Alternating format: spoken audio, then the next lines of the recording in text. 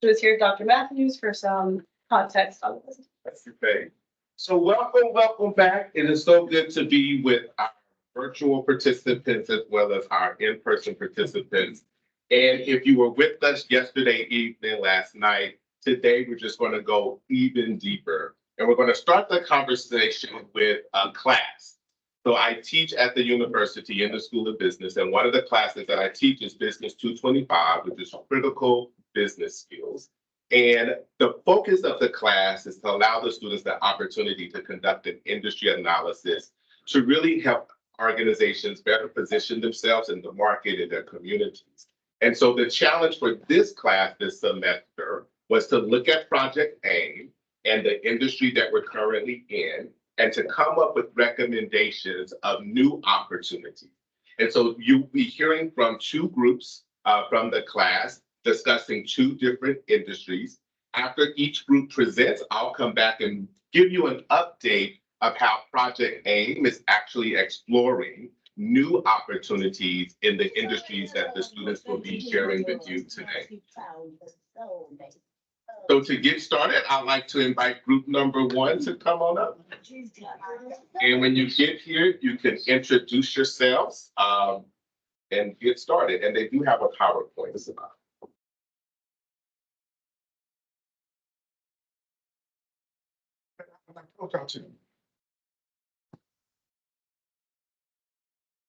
Y'all know what y'all saying. You got it. Look at you. Hi, my name's Gregory. My name's Hannah. And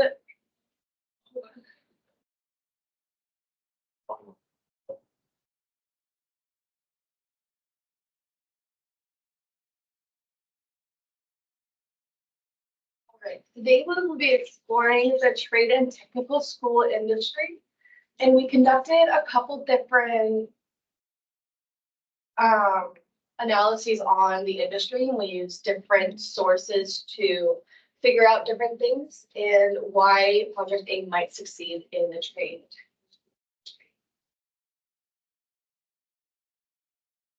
So for our agenda, we'll talk about our introduction, our revenue shares from each industry, our geographic disbursement of trade and technical schools, age of target and market for trade and technical schools, and external drivers in our conclusion.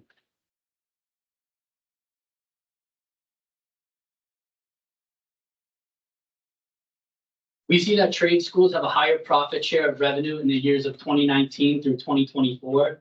Correctional facilities have a more consistent profit share in revenue, but even with the dips in the profit revenue, trade schools still have a much better margin than correctional facilities, with the data also showing that incarceration rate is going down in the next couple of years. It backs up why SNHU should partner with trade schools because of how these industries are going to grow in the next couple of years.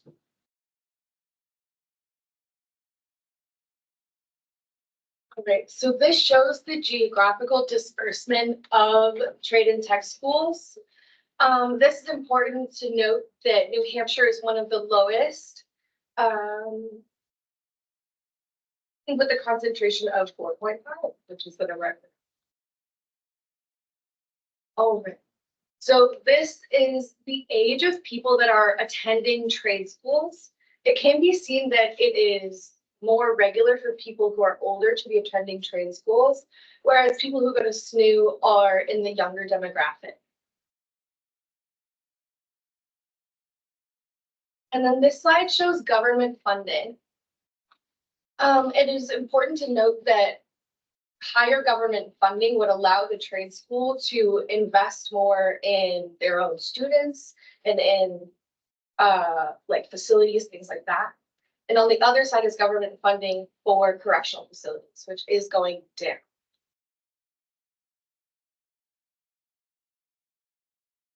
In our conclusion, Project AIM should partner with trade and technical schools, and because not everyone in Project AIM can still afford to go to a traditional university after they get out of correctional facilities, trade and technical schools offer a chance to for people to really link the badge they get from Project AIM into a trade that really correlates that specific badge.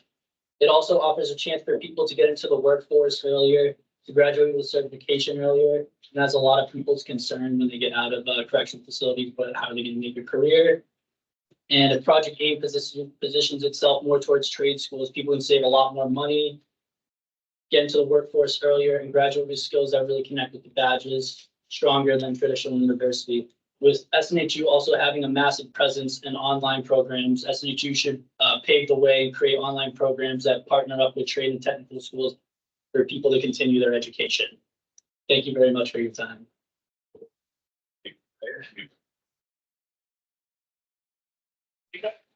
Data. Thank you. Take a seat. So that is one particular industry, and that is the trade school specifically. I'm going to allow the second group to come up and present, and then we'll make the final connection with these new opportunities that Project AIM is exploring. So group 2, please. Civic, social, and youth organizations.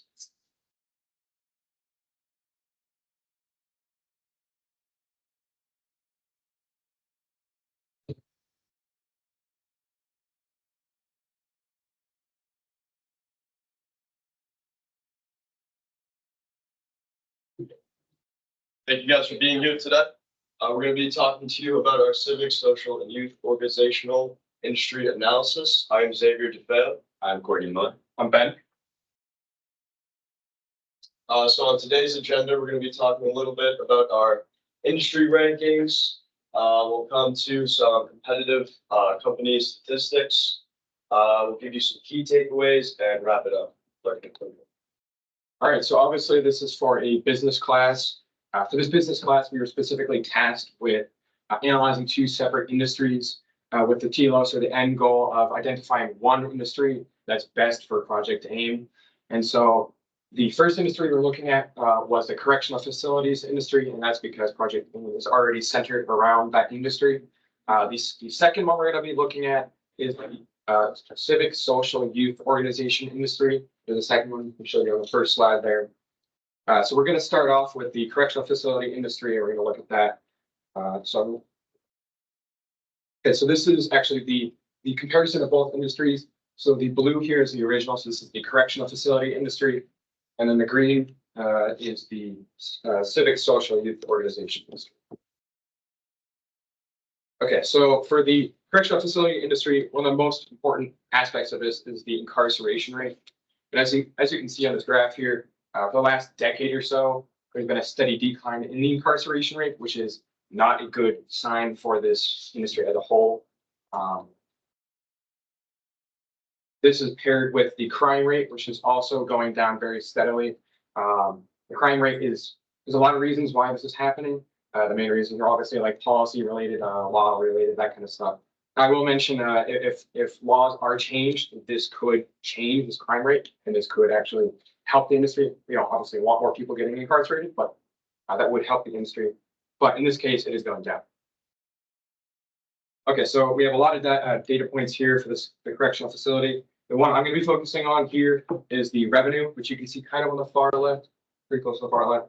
What you can notice here is that as time goes on, the revenue is starting to drop, and the prediction is that it's going to keep dropping for quite some time. There really isn't any indication that it's going to reverse at this moment. That's what you think? Yeah, we also see a massive, can you stay on that subject? Yeah. We also see a massive drop in the number of establishments. If you even look at from 2020 to 2024, the amount of establishment has gone down almost by half. What makes this even more concerning is the fact that there's many regulations and high barriers to entry, especially with the startup cost in joining this industry. The correctional facility has not made significant innovations, which won't allow Project AIM to show its full potential. Project AIM is very unique in the sense of the use of badges and being able to use that as a credit for college, and we're one of the first colleges to do that. So capitalizing on that is a very important thing. Other aspects to consider are competition, saturation, and concentration. For this industry, competition is high as the private groups are all fighting for grants. Along with this, we realize that anyone trying to enter the industry would have a hard time because of the heavy concentration. The leading company is Core Civic with 23.6% of the market share, followed by Geo Group with 18.8% and Managing and Training with 2.5. All three of these companies accumulate for over 50% of the market share. And Core Civic is leading the industry with over 50% of private prison, owning 50% of the private prisons in the United States. Since the concentration in the specific industry is high, we decided to investigate alternative routes that would let Project AIM show its true potential. All right, so now with that information being said, let's take a look at the civic, social, and youth industry. So unlike the correctional facilities, revenue is slowly increasing, as you can see right here. They've had one little hiccup, which was 2020. That was COVID, so that's understandable. Another significant factor of the growth is the innovation, such as online platforms. This is expected to be utilized even more in the future. It's only going to progress. When it comes to the number of establishments, it's a steady number. This means the new industry already has their foot in the door, which is a great look for them. This industry already also has a low barriers to entry. This is due to lower operation costs, fewer regulations. This makes the new civic, social, and youth industry easier to enter or more profitable in the short run as well. Another factor why this industry is better, there's less concentration, but more competitors. And with a unique idea like Project AIM, competition isn't a big problem. In short, unlike the correctional facilities industry, this sector is growing at a slow but steady pace. Unlike correctional facilities right now, which are on a full decline, as you saw on our graph prior. Lastly, there are economic benefits to supporting this industry. For instance, we found a program like Avenues for Justice, and they boast a remarkable 94% succession rate in preventing reconviction within 3 years. This is costing an average of $6,300 compared to New York's cost of $900,000. And the current annual cost is over $8 billion. And to put that in perspective, that's about $25 per person in all of the United States. So American taxpayers maintain the existing prisoner population. This cost, it highlights a change for an urgency for change. While this was a brief overview of the full industry analysis report, statistically, the civic, social, and youth organization industry has more promising long-term prospects than staying in the market of correctional facilities industry. After looking at the data, the new industry also has lower competitive rivalry and higher potential of new entrants. Therefore, our group collectively supports the civic, social, and youth organization industry over the correctional facilities.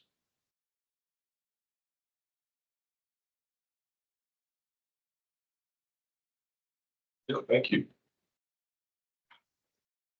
Good question. Yes, so have a seat. We'll do questions. I'm going to make the connection for everyone and we'll open it up to questions. So to give you the background of how we got here, in 2018, I had another business class and I gave them the question, if SNHU could use our resources to deal with incarceration, what would we do? And the students developed and came up with Project AIM. Really try to reinforce the importance of having students at the lead to drive the initiative related to Project AIM. And so through their work and through their research, we've really been able to position Project AIM in a very unique space within the market. And so one of the first opportunities we came up with was to really utilize the advantage and the creation of badges. So we currently have 10 badges that students can complete, and those 10 badges connect to particular skills that learners that were incarcerated told us that they wanted to learn. We took those skills that the learners told us. We asked businesses to join us in a partnership with Workforce Development. Businesses came to campus and we shared those skills with the businesses, and the businesses told us, in addition to those skills, these are skills that we are finding today that our employees need in order to be successful. So the 10 badges basically represents the skills that employers need today for their organizations to thrive and be successful. And so where we are now in Project A is really figuring out and trying to decide as markets begin to change and they begin to evolve and grow, what are these new opportunities? And so the first group shared with you the opportunity of really exploring vocational trades. And when you're looking at that from a cost perspective, it is more, you can actually afford a trade school vocational experience at a lower cost in comparison to a traditional college degree. And so how can Project AIM enter that particular space and figure something out? And so we are now in the beginning of having conversations with area schools to really figure out and explore what are the opportunities related to particular skills that connect to vocational and trade schools that we can actually implement and provide our badges to. In addition, what are the resources that we currently have on campus today that we can actually use and also leverage that opportunity? So for example, can we have a partnership with our School of Engineering, right? That really provides, a whole scope of programming available right on our campus. So is it possible to actually create some type of certification programs where learners can come to campus that are currently incarcerated and actually gain a certification in manufacturing or whatever the case may be? And so we're exploring those opportunities now so that in the future, when the market presents itself, we're ready to go. The second group really opened the door to really discussing civic, social, and youth organizations. And the timing for that was really eye-opening for me because I had just been contacted by the state to figure out, is it possible for Project AIM to develop a pathway for youth, specifically in New Hampshire, between the ages of 16 and 20, using our badges? I was like, the badges were really designed for incarcerated individuals. That was the goal that we had when we started the project in 2018. But as the project has evolved over time, there's been these new opportunities, such as working with youth that have landed in our labs. And so beginning April the 1st, in a couple of days, we will start working with a group of 20 youth in Manchester between the ages of 16 to 20. And together with those youth, we're going to co-create a pathway using our badges that can actually allow them the opportunity to enter SNHU as college students. And so all the data that the students in the class have worked so diligently on has allowed us to have a better understanding of how to take advantage of these opportunities. It does get to be a little crazy at times. If you've ever had me as an instructor in class, one of the things students, or maybe two of the things students will always tell you is that I don't give clear instructions. Things seem to be very complicated and I don't give you answers. They will come to me and ask questions and I'm like, I really want to help them, but the learning actually happens when you're struggling to figure out for yourself what those answers are. And so I hope that you are proud of what you were able to accomplish. I haven't given you your final grade yet, but I want you to know you all did pretty well. And at this time, I'm going to open it up for questions, and then there'll be a few final comments that I would like to address at the end. But open it up to questions both in person as well as online. And if there's no questions, I get to have coffee and cake. Okay. Was there a question? I have a couple of questions. Yeah. I think this is an awesome idea and a really cool project. How are we sort of thinking about interrupting the legal system with these ideas? Are we connecting with local public defenders? Are we sort of moving towards pushing restorative justice, which was really popular in the early 2000s and sort of like fell out of favor. I don't know if we've thought that far, but I think it's a really incredible idea, and I hope that we can kind of take it that far. So tomorrow's session at 2 I don't have my schedule in front of me. At 2 I think it's 2 p.m. tomorrow, we actually have a judge that will be presenting on that. Yeah, 2 p.m. She will be presenting for us in person tomorrow. So we're really trying to align ourselves with the right stakeholders as we move forward. When we first started Project A, I intentionally started with individuals that were sentenced to 10 years or more. And the goal was to really allow us time to figure it out as we built it. Because students were at the forefront, I was relying on students to actually provide and assist with the framework as it was designed. And that just took time, right? We had to learn, made a few mistakes along the way. But in everything that was going on, I could actually see the progress that we were making, and it was very tangible for us, and also very tangible for the learners, as well as for the partners that we were working with. So, for example, we have been contacted by local police departments that were like, hey, we heard about your badges. Can we use those badges to actually train and provide professional development for our officers?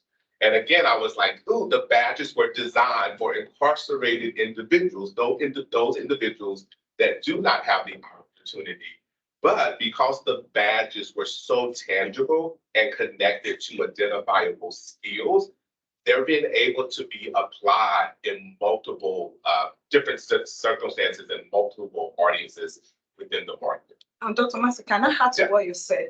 Well, when we first started projecting, we actually started from Magudu facility in Connecticut. And as a result of the teaching that the learners are receiving, the administrator of the facility, they noticed dramatic change in their behavior, in the way the learners are now reacting within the facilities. So we were contacted that, is it possible for the correctional officers to actually be part of the education? Then we open it up for them. Now they're about to graduate this year in SNHU. They also started with the 10 badges. And when they completed the 10 badges, they transferred to SNHU. This year, they will be doing their graduation. So I think the lawmakers are actually seeing the value of the badges. Awesome. Thank you. Yeah, thank you for bringing that up, Adiola. When we started the pathway or opened the pathway up for correctional officers, the goal was to start with the small cohort. And with that, we created what were called summer intensives, where the Department of Corrections in Connecticut allowed us to work with the correctional officers for 1 week. So me and my team, along with Dr. Corbett for Second Chance Educational Alliance, would go to Connecticut, to Hartford for 1 week, work with the correctional officers in person. And in that 1 week time span, from basically 8 a.m. to 6 p.m., Monday through Friday, the correctional officers were able to complete 2 badges. It was intensive. It was hands-on. I was the instructor for one of the badges that really got to work, directly with the correctional officers in that intensive week. So during the course of the correctional officers pathway, we were able to hold 3 summer intensive weeks. And so ultimately doing each of those summer intensives, the correctional officers were able to complete the 2 badges. It was intense. I mean, you're getting basically a lot of work done in a short amount of time. But again, the work is connected directly to skills, and those correctional officers have to identify or have to be able to master the skills before they're given the opportunity to actually have the badge issued. Any questions online? Yeah, we have a couple of questions online. The first one is, how can other universities drive change and start programs like Project AIM as well? What's needed to be done to push forward, and what have you found that works for you? I think the quickest way is to just let the students do the work. I have found during my time here at SNHU that the more I'm able to stay out of the way of students, the better or the more they exceed my expectations. And so I intentionally try not to provide a complete rubric to the students. I present them with the problem, present them with real world issues that are occurring in our world today in real time. And I'm like, you need to figure this out. That's what learning in college is all about. It's not designed to really, you just come in, take a test, and get a grade. I want you to be able to walk away feeling confident that you have gained some new skills. So I'll give you another example. So Liam is sitting here with me now. Liam had a business class with me his freshman year. And again, we worked with kind of this Project AIM theme. It was a little different because that class was really helping me figure out how to engage with community partners.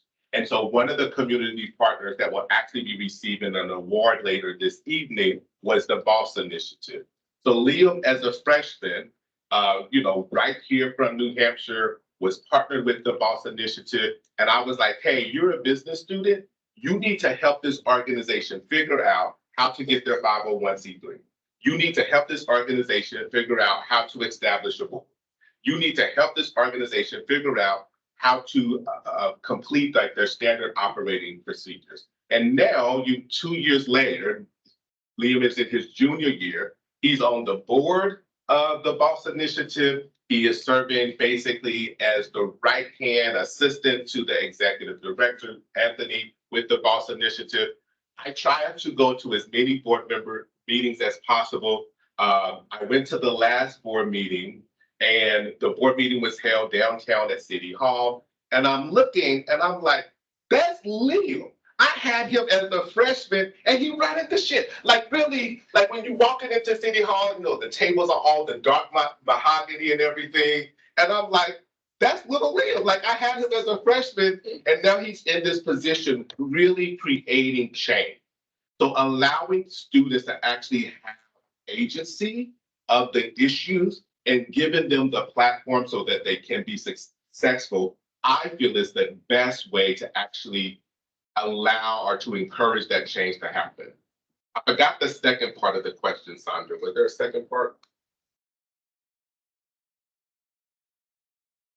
The follow-up questions were, what needs to be done to push that forward, and what have you found that works for you? But I think you've covered those both pretty well. Okay, thank you. We do have one more question online. Do we have any statistics for the number of justice impacted students that attend SNHU both on campus and online? We do not at the moment. I can share statistics with you related to those students that have reached out to me. And so under Project A, we have created our very first student affinity for justice impacted and formerly incarcerated students.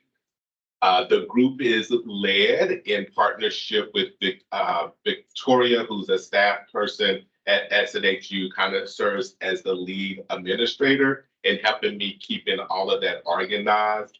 And in that affinity group, the affinity group meets the third Thursday of every month.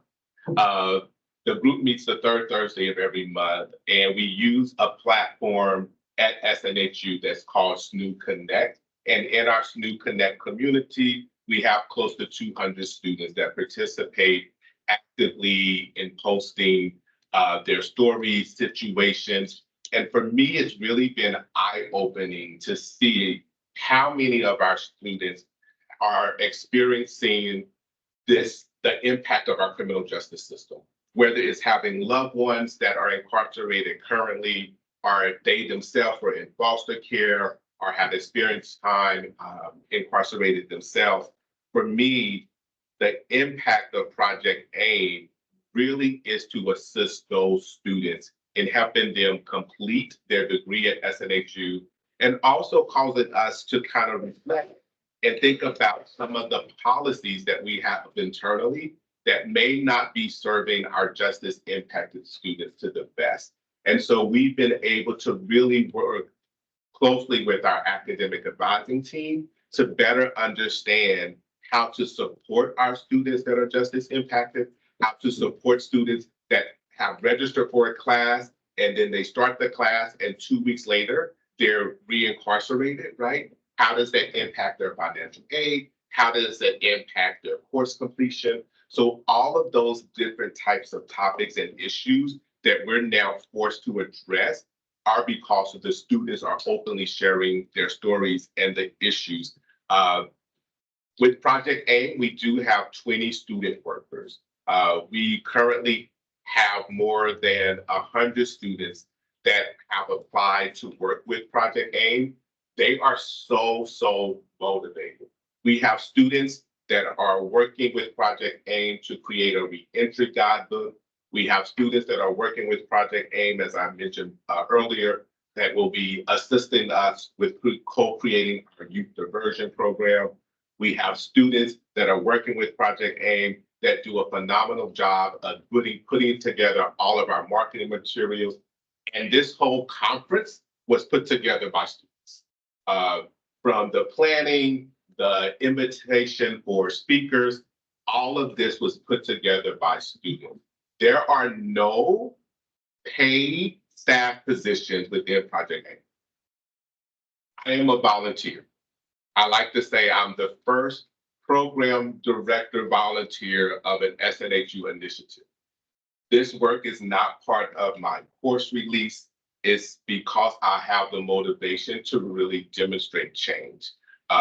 So we have been fortunate that so many departments across the institution, across SNHU, so value the work that we're doing, that they are willing to kind of step up and provide assistance and services to make sure that Project AIM is successful. And so from everyone from marketing to academic advising to financial aid, all the departments have truly stepped in to make sure that we're providing the best learning experience for our justice impacted students. Dr. Nancy, a quick one. Another thing that we notice in terms of hiring students that are justice impacted is at the point of the hiring, during the interview, we got to discover that they really want to pay back to the community. They want to create the change based on what they have experienced. So when we hire them, we notice that they always put in their best to actually bring about the change they want to see in the justice environment. Thank you. Questions from this side, comments? We have another online question, Dr. Matthews. This is for the students specifically. So if one of them wants to come up and answer the question, that would be awesome. The person would like to know what the raw thoughts are for what it is like going through the research.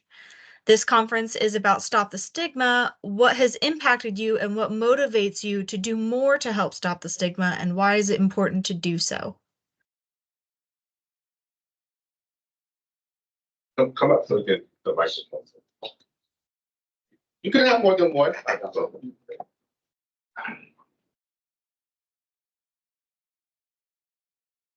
If you need for me to repeat the question, just let me know, okay? Yes, please. Can you please repeat it? The question is, what was it like going through the research, and what has impacted you and motivates you to do more to help stop the stigma, and why is it so important? Yeah. At first, it was pretty hard to like take in all the information and just to understand that this is a current issue that affects a lot of people all over America. the data was, I would say just collecting the data, trying to understand how to almost like show how they, when we were doing the analysis, right? We had all the data and now we were trying to compare what's most important, what industry is really best on basing this data. Now, some of the things were like, of course, we looked at like incarceration and other things that were more important, kind of shows that one industry is slightly better than the other.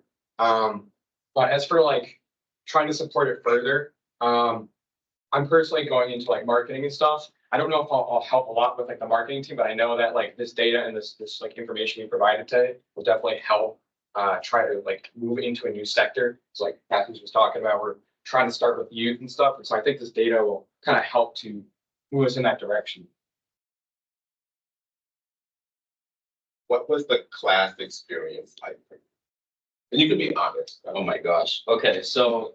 Just kidding. I'm just kidding. Remember, we already said everyone did well. I'm just kidding.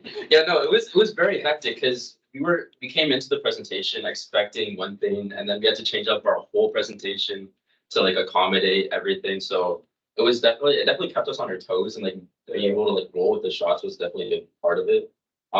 There was parts where it was frustrating and parts where it was like, oh, that's amazing, we got to do that. That was very big for us to do. But I thought what was cool about like the class in general is like, yeah, we did have like a lot of freedom. So for example, there are different like aspects. Like for example, I contacted a bunch of different organizations to try to like get involved with this group. I think the presentation tomorrow or something related to that. So yeah, I was contacting a bunch of different organizations. I thought that was kind of cool because I haven't really done that before. And I know that like you guys are doing a podcast or something, so that's kind of cool too. Oh, could you talk about, I didn't talk about that. Can you share a little bit about what it is? Yeah, we're just creating a podcast about the injustice and the. So there is, I forgot the year, maybe 3-4 years ago, SNHU students created first podcast under called the Inside. And so there will be a table this afternoon for during the reentry expo where students will be showcasing the podcast. So currently there are 26 podcast episodes under the Inside. All of the podcast episodes connect to the intersection of businesses, government, and society on incarceration. Yeah, so there's information for those in person. There's information back on the back table there. There's a QR code that you can scan if you would like to listen to the podcast. For this semester, the class was given the podcast as an alternative. So not everyone was required to do the podcast. It was an alternative. And the reason for that is that the topic for this semester's podcast connects to how has incarceration impacted you individually. So it's a very much more kind of internal discussion of incarceration and how it's impacted you individually. The previous podcast, the 26 that are already listed out there, really look at more of the external implications of incarcerations on businesses, government, and society. And for this semester, I wanted to kind of flip the switch a little bit and give the students the opportunity to discuss how incarceration is impacted them individually. So if you want more information, and I'll make sure to have that QR code added to the program booklet so that for those that are attending virtually, you'll have the opportunity to get connected with it if you would like.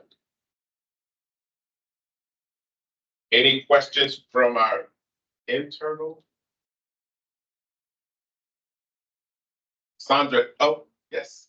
So the classes, the courses that you're doing currently inside and for the incarcerated, is that instructor led? Is the students that are instructing, or do you have professors that are actually individually as they're doing those courses?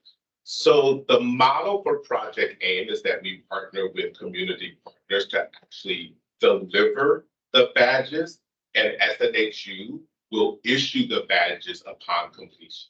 So in Connecticut, for example, Second Chance Educational Alliance is our community partner. We work with them and assist in selecting the individuals that will be delivering the content related to those badges. And then they send SNHU a report once those badges are completed, and then we'll issue the badges. In New Hampshire, we work with the New Hampshire Department of Corrections under Laura there, and her team administers the badges, sends us the report, and then we'll issue the badges upon completion. So the key component is truly finding and identifying the right community partner to work with us. So the badges are delivered face-to-face, in person, in real time, and we will provide any support from the back end. If there's questions regarding the content of the badges, we work very closely with those community partners to make sure that they understand what the skills are connected to each of the badges. Question? Sandra, anything else online? Just the follow-up that I don't think we addressed was what motivates you to do more to stop the stigma for the students. It was hard growing up because I was born with a black dad and a white mom, so like I was able to see like both sides and how it affected me. Just being able to understand and sympathize with everything going on in like the society and everything like that, it really motivated me to do more and just not just like sit around and just like watch it all fall down, but like to actually like stand up and do something. So like the driving factor was it could affect me just as much as it affects like my friend down the road. So there's a lot of like underlying emotion behind it. Okay, yeah. So I do have a question for you, Leo. Why did you choose to, after you had me as an instructor that freshman year, why did you choose to stick around? Stand up. You're good. All right, so, you know, what really did it for me, honestly, was I actually presented here at the first year of the Stop the Stigma conference. I was one of these business students presenting here. And for me, it was kind of a little bit what they said. When I was doing my research and pouring through all this data, for me, I just wasn't aware for a lot of these things. I didn't know that the numbers of how many people we really incarcerated, how hard it was when we let them back into society, and how difficult we made it for them to get their lives in order. And for me, finding out that our prison system was so focused on punishment and not rehabilitation was really shocking to me, as we were supposed to be build the best country in the world, all this stuff, and based on freedom.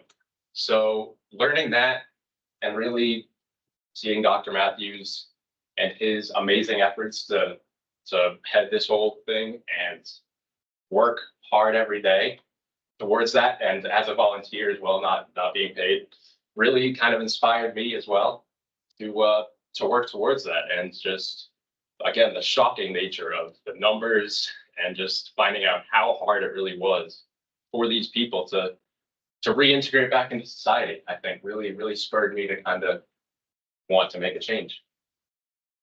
Sure.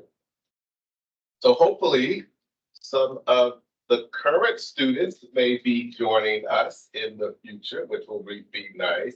I would like to take an opportunity, since we do have a few minutes, just to publicly introduce the program coordinators that are with us, both online as well as here in person.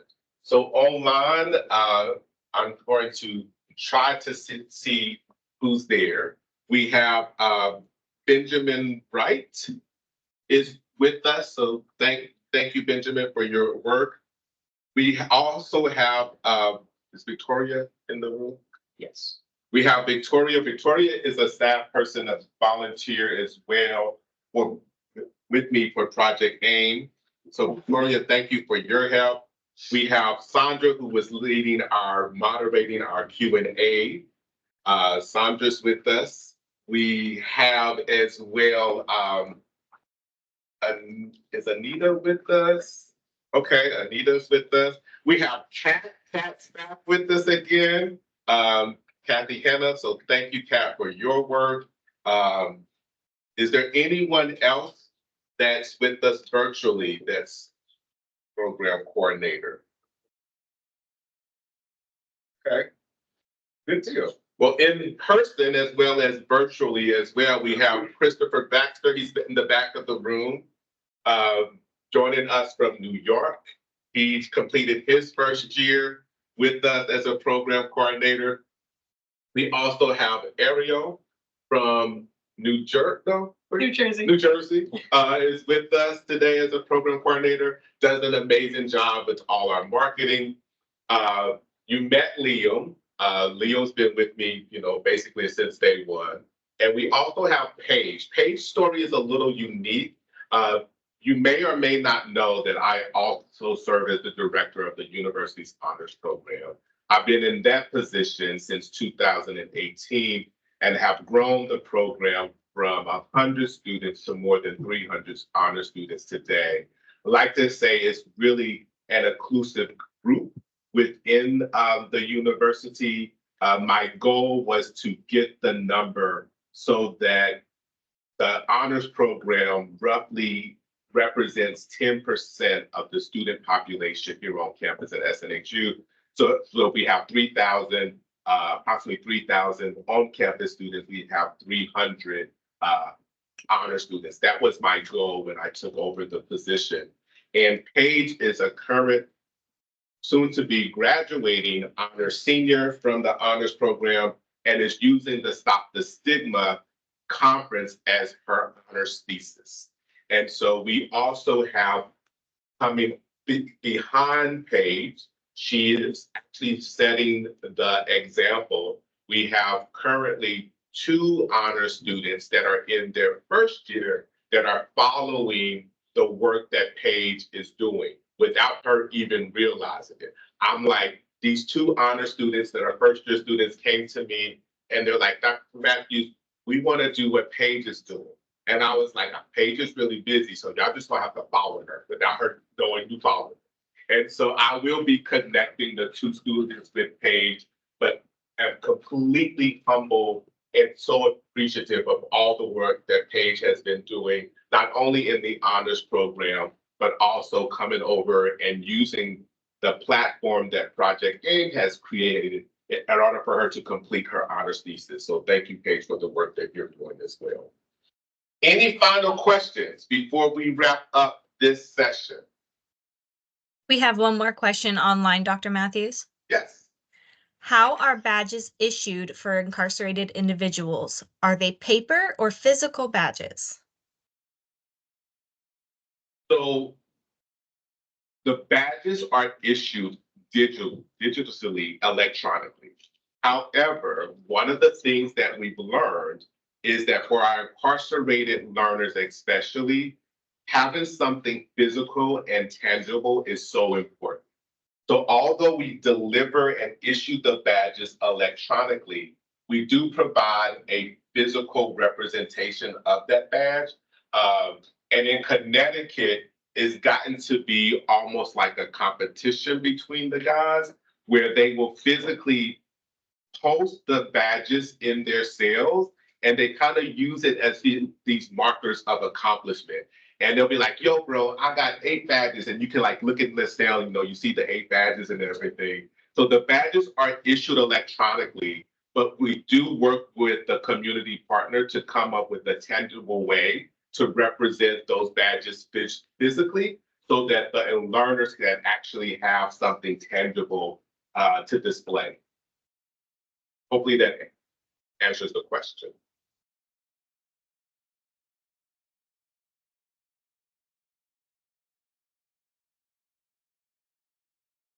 Okay.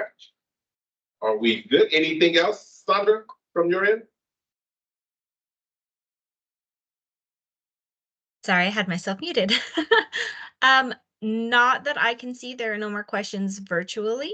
I would just like to remind everyone that there is a survey at the end. The link will be posted. Please make sure to take that. We really would appreciate the feedback. Thank you. Thank you, everyone, for joining us. There's some refreshments if you're with us in person, and the next session will begin at 10:10.